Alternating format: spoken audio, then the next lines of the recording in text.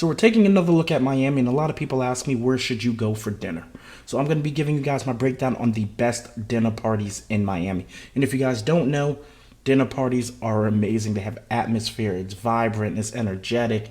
It's all those good things tied into one. The atmosphere of a club and the atmosphere of, well, getting to eat. And who doesn't love eating? Miami is known for their dinner parties. They have the best in the country. No city comes close to their dinner parties. Not Vegas, not LA, not New York. This is something very specific to Miami. So if you guys have never been to a dinner party, make sure you guys check it out in Miami. And I'm going to be giving you guys a breakdown of the best dinner parties in Miami. What you can expect. Is it worth the hype? And I mean, who should be going there? First, we're going to take a look at Bagatelle. Now, if you guys are in a big party, this is the place you guys want to be. They do not accept reservations if it's less than 3 people. And I mean, the more people you guys have, the easier it is to get a reservation. This is one of those spots, like if you're going for a bachelorette party, I'd highly recommend going here. They just have a high energy type vibe. It boasts a lovely French menu. It's very playful, festive ambiance. It's one of those spots where you guys want to go to if you guys are having a girls trip, if you guys are just celebrating something, as I said earlier, and it will not disappoint. Next, let's take a look at Jaya at the Setai.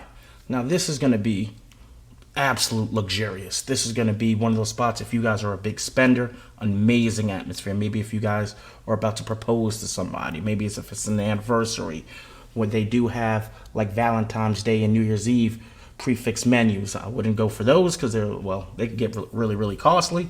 I mean, all of these spots do have those type of things, but Jaya at the Setai is very elegant. It's very intimate. There's just so much to say about it. That's great, but the price point is not great. This will definitely hit your pockets, and it will hit your pockets hard. If you ain't got the money, don't even bother looking at this spot. However, the dancers that they bring, just the show, the atmosphere, it does make up for it. I mean, it does make up for it. You definitely are getting what you pay for.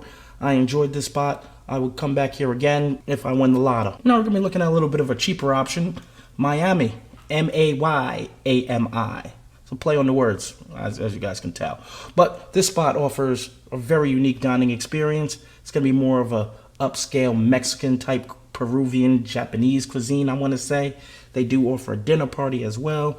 When I went there, they had a burlesque show going on. Love the energy of the staff. It was pretty well rounded. Food was on point. No complaints on the food. Getting in there, getting reservations were easy. It was seamless. They didn't have me wait like some of these other restaurants after I book a reservation. I'll get into those spots a little bit later, but I would definitely come back here again. It didn't hit my pockets too much. You guys can order bottle service here as well. Quite a bit of people were doing that. It's a great spot to be if you guys are pre-gaming with the guys or something like that. And they have pretty affordable bottles, which is very hard to come by in Miami. Now let's move on to Baoli. This is going to be a fusion of Asian and French cuisine. Baoli definitely sports a vibrant and trendy atmosphere. They have dancers. They have pretty good staff, I want to say. The one thing I did not like about Baoli was it took me an hour and 15 minutes for me to get seated, even though I had a reservation.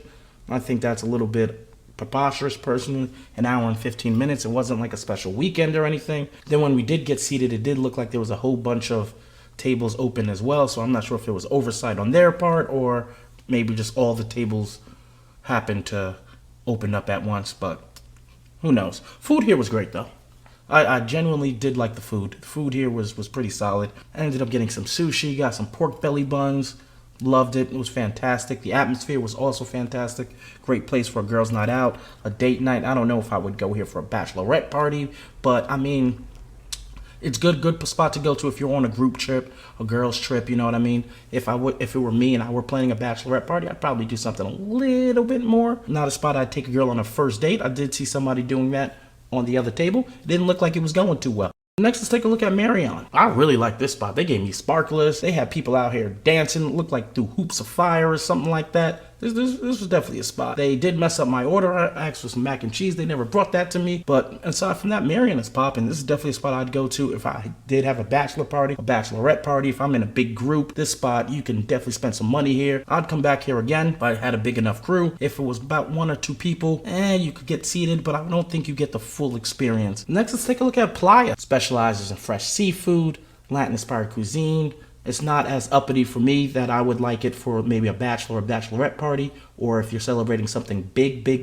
But if you guys are just on a girls trip or just a trip in general and you guys are here for the vibes, Playa definitely has the vibes. You can pop bottles here on Wednesday night. They do be throwing down. Playa is definitely an experience. If you guys live in Miami or around the area, definitely worth checking out. Or if you just frequent Miami a lot, I would spend some time here. Lastly, we're going to take a look at Mila. Definitely going to be an upscale dinner place if you're looking to propose to somebody. It's going to be sophisticated. They're going to have the ambiance. Did I mention this is upscale? You're going to spend a lot of money here? Let me mention that again. This is going to be a money spot as well. This spot is definitely a vibe. Spot perfect to maybe proposing to somebody, an engagement dinner, celebratory, anything like that. Maybe celebrating a divorce. Actually, no, if I was celebrating a divorce, probably not this one. It's a little too intimate for me.